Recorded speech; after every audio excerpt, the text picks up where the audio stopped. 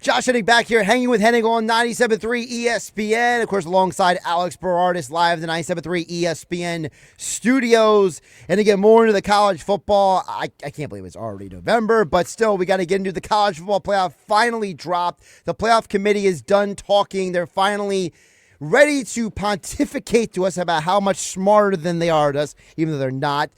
Mikey V joins us from the brilliantly dumb show at Bear Down Cuz, joining us here on 97.3 ESPN. Mikey, how you doing today? Feels great to take a trip down the old Garden State Parkway and visit my friends in the Southland. I can tell you that. You know, I'm a North Jersey guy. You know, so I don't like to venture south of 120 on the Parkway often, guys. Okay, but I'm here for you. And I'm excited to talk about the CFP ranking that, frankly, I think they were pretty spot on. I got to be honest. First drop of the playoff rankings. Yeah, I certainly don't hate it. And I don't. I wanted to start with, I don't want to start at the top, though. I want to move a little bit down and a little further, because we'll get to plenty of Ohio State talk in a bit. Sure. But, you have a lineup where 3, 4, 5, 6, all SEC schools. And I got to tell you, my biggest gripe, I don't like gripes, my biggest gripe with the list right now, I feel like Texas A&M is too high. How do you feel about Texas A&M being at 3? I got to tell you right now, I don't mind it at all. I think Texas A&M, look, that first of all, they went into South Bend and took that game. Now, granted, Notre Dame should have won that football game. I don't think anybody would dispute Notre Dame should have won that football game. They shot themselves in the foot a couple times. But what I have seen from Texas A&M, Marcel Reed in particular, what they did when they went into Death Valley, I thought that was a big game for them on a big platform, on a big stage. Anytime you could go into Death Valley at night on the primetime game, regardless of how LSU looks this year, and God knows they look terrible. They got rid of Brian Kelly. Grant Nussmeier, not himself. I don't believe he's fully healthy. I believe he's been dinged up most of the season, and that's why his performance has dipped so much. You're not seeing that typical LSU explosiveness. But I am not against where A&M is right now in the ranking until they drop a game. I'm perfectly fine with where A&M is in the 3 hole. I have no issues with it. In fact, I do think that they're between them and Alabama. That's why I say Alabama sitting at 4. That to me is the right call. The 1-2 punch in the SEC right now, gun to my head, I'm taking Bama and I'm taking A&M. So no issues with A&M at 3 for me. So if I could backtrack something you said about the Notre Dame game, and that is, for you, so you're looking at it as less about is Texas A&M the best team, and you're more looking at it as they have like the resume that you like. Is that a fair assessment? I like the resume. I think that Reed is a dynamic enough of a player where he presents the types of fits in college football that you look for as an offensive coordinator and as a defensive coordinator. When you're planning to play a team like that, you hate doing it because of how athletic he is and because of the problems he can present to your defense. I also happen to think Mike Elko is a hell of a coach. I really like Mike Elko. And I think that he has built a program there. Also, I think people should remember, this team is not like it happened out of nowhere. They spent a lot of money in NIL. They have a lot of money to build that program up. So this is a team with a ton of talent, brimming with talent. So again, I say that. And yes, I of course, I do think resume counts for a lot. And being in the SEC, having the undefeated record, having the road win against LSU, against Notre Dame, I mean, they're a talented team. Now, they still got to finish it out. And the SEC schedule, and that's the thing about playing the SEC, it never gets easier. Every week it seems like it gets more and more difficult, just as Vanderbilt. I mean, that's a team that they can't catch a break because the schedule just never, ever lightens up. You go from playing at Bama to playing at Texas to playing Missouri. I mean, it's crazy. So, but again, no issue from me with where A&M is in the first one. Well, we'll get to Texas in a minute because that's the game that Texas A&M finishes the season with. Yeah. And I got to ask you something with Texas. We'll get to that in a second because you mentioned the SEC as a whole.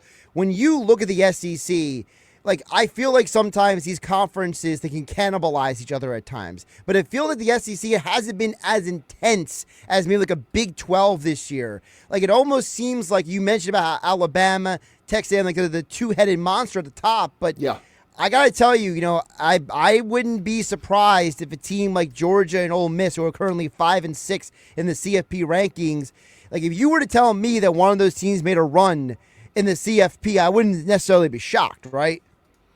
No, not at all. I mean, look, Ole Miss is right there. Ole Miss is right there. They're 5-1 in the conference, 8-1 in overall. Same thing with Georgia, 7-1 overall, 5-1 in the conference. But when I look at Georgia right now, Georgia is not the Georgia that like a couple years ago where you're petrified to play them. Gunnar Stockton, they don't impose that fear into me that the Georgias of the 21, 22, that era of Georgia, even 23, did. Ole Miss is a wild card for me. Trinidad Chambliss, since he's come in and ran the ship there at quarterback, I think what they've done is pretty remarkable. I have to be honest. I think what Ole Miss has done and what Lane Kiffin has done, and is he going to stay there? Is he going to take the job at Florida? I think what they have done is pretty remarkable. But I don't disagree with you, Josh, where you're saying that it does, like in the past, it cannibalizes itself. But these teams have holes. Like Vanderbilt, as much as I like them, they have holes. Tennessee, their defense is a leaky ship, to put it the best way. It's bad. Just say it's bad, okay? It's bad. Oklahoma, Venables at times, I can't figure Venables out. And I think if you pressure Mateer enough and you make him have to throw and not use his legs, you take his legs away, I think that's a different team when you play them. I think all of them have their weaknesses. Texas, as you mentioned, if you're going to get into that, I kind of think Texas could be that team more so, perhaps, than Ole Miss and Georgia to make that little late run because of the way Arch Manning has looked lately and because of that Longhorn defense, which has been the best defense, I think, one of the best in the SEC. By the way, when I interviewed Gina Toretta a couple of weeks ago, he said Trinidad Chambliss is his favorite SEC quarterback. So that kind of gives you an idea of quarterback talking about another quarterback, speaking that highly of him, kind of gives you an idea. Like, listen, I have Gino on each year here on 97.3 ESPN as a part of Touchdown Radio Network, and I'm telling you right now, he didn't speak that highly of Jackson Dart. He's speaking highly about Chambliss. Yeah, and I mean, that says a lot. I mean, where did Chambliss, where did he come from? Ferris D2. State, Division II, Ferris State in Michigan. So he's been a godsend, really, for Ole Miss and what they've been able to do offensively. And Ole Miss could play defense a little bit. Again, I don't think their defense is at the level of the Texas defense, the Oklahoma defense. But they have enough, certainly, I think. And again, he's just doing a great job. And Lane's in his bag right now. I think Lane Kiffin is he is in his bag right now, and every button he is pressing is working. Everything Lane Kiffin is doing right now seems to be everything coming up Lane. And that may be also because he's going somewhere else at the end of the year, but we'll have to wait and see about that. A team you brought up was the Oklahoma Sooners. Yes. And, they got an interesting schedule upcoming. This is a team I feel like that could either just shoot up the rankings or just be out completely of the top 25 of the next. They have Alabama this upcoming week, and then Missouri, and then LSU after that. I mean, if Mateer can figure this out, if Venables, can figure it out and put some stuff together, this could be a dangerous team going into, I don't know about or the SEC championship, but being a college football playoff team, definitely. Look, at the beginning of the year when Oklahoma was playing, I was probably one of the biggest Oklahoma John Mateer supporters when they beat Auburn, when they beat Michigan. But when Mateer got hurt and he got that surgery done on his hand, I don't see the same thrower of the football that I saw previous to that surgery, period. Even last week, okay? I think Tennessee kind of really, the game that the Tennessee quarterback had, he threw at least 2 interceptions, really ill-timed. They had that strip 6 play on the sack that completely flipped that game because Tennessee was going in to go up 14-0. And Oklahoma takes the ball away, scores. They played that game right into Oklahoma's hands, letting Mateer run around like that. Tennessee can't kick field goals. Oklahoma has an all-world kicker that could kick 55-yarders like it's nothing. They played right into Oklahoma's hands. I am concerned about Mateer's throwing. I'm concerned about him throwing the ball. But like you said, that was the must-win. That game, the Oklahoma-Tennessee game, was such a pivotal game for the SEC for both those teams. So for Oklahoma to go on the road and get that win, it's a massive win. Now, Bama, like you said, Missouri, now that their quarterback got hurt in the Vanderbilt game, Missouri to me, nice story, good defense, but not really a team that concerns me. But Oklahoma, again, they're going to have to beat Alabama. If they don't beat Alabama, I think Could they make the playoff? I don't think so. I think they'd be out if they lose. Yeah, unlikely. They have to beat Alabama, and I just cannot see them going into Tuscaloosa and beating that team right now the way Alabama's playing. We're talking Mikey V from the Brilliantly Dumb Show, of course, on Instagram at Bear Down Cuz, joining us here on Hanging with Hennig on 97.3 ESPN.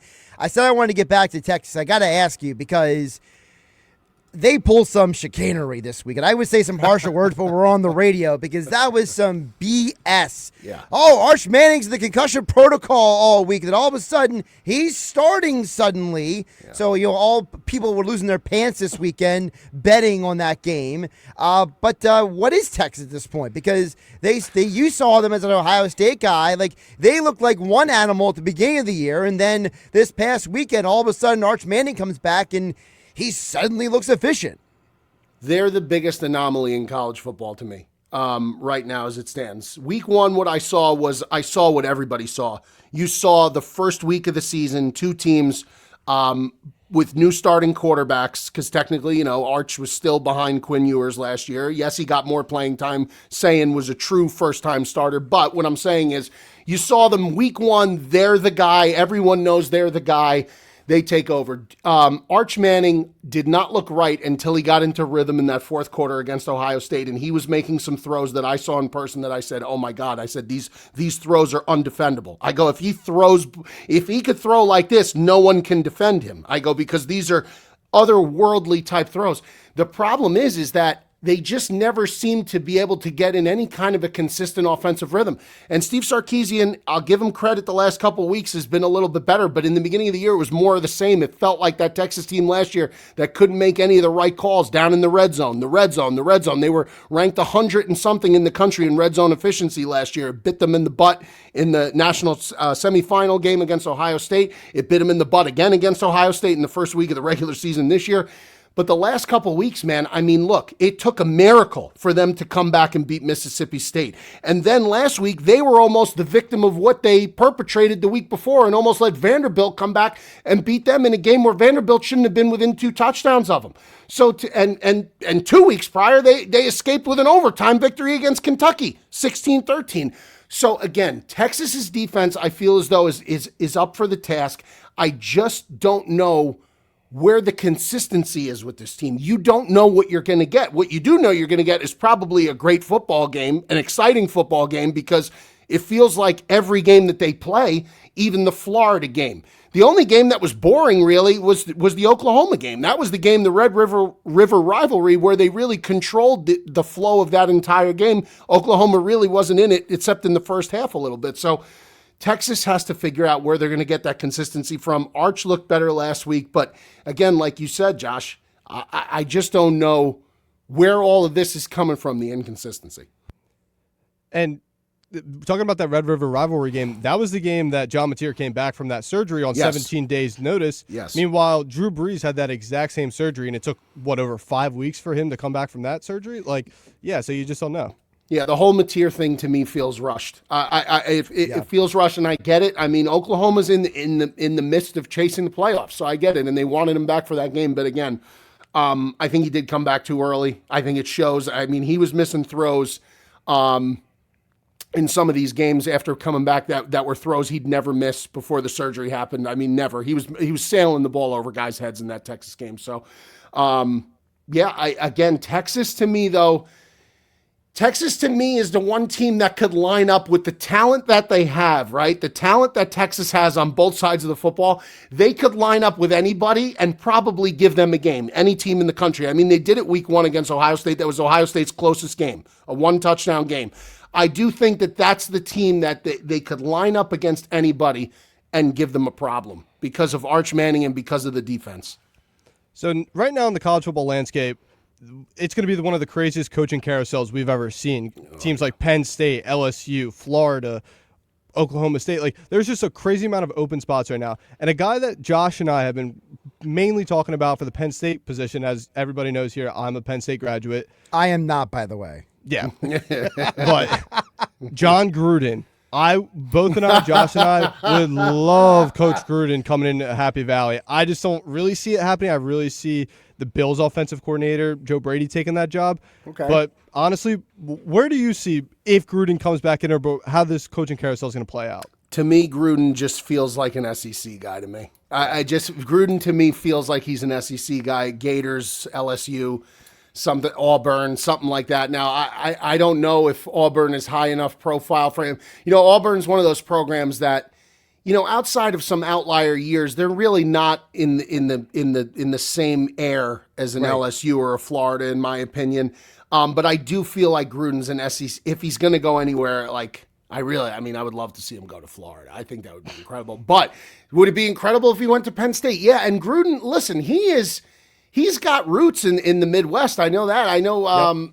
So I could sort of see it. I just feel like now, because of the Tampa thing and where he lives now and kind of his lifestyle, the golfing lifestyle, everything like that, just feels like he's a Southern guy now. But his roots are from the Midwest. So, look, if Gruden goes to Penn State, that will be truly, truly something for that fan base to get behind and rally around. And, I want to see Penn State land somebody great because, again, the Big Ten is better when Penn State is winning 10, 11 games a year. And they're, when the three-headed monster, Ohio State, Michigan, and Penn State are all up there. And now, the addition of Oregon. But that's another team that has a major identity crisis. That fan base has a major identity crisis, the Oregon fan. They're another team that thinks they're they're in the same tier as Alabama. And it's just crazy. But yeah, I would love to see him go there. I do think, though, at the end of the day, I'd be surprised. I do hope he comes back to coaching. I'd be happy to see him go anywhere.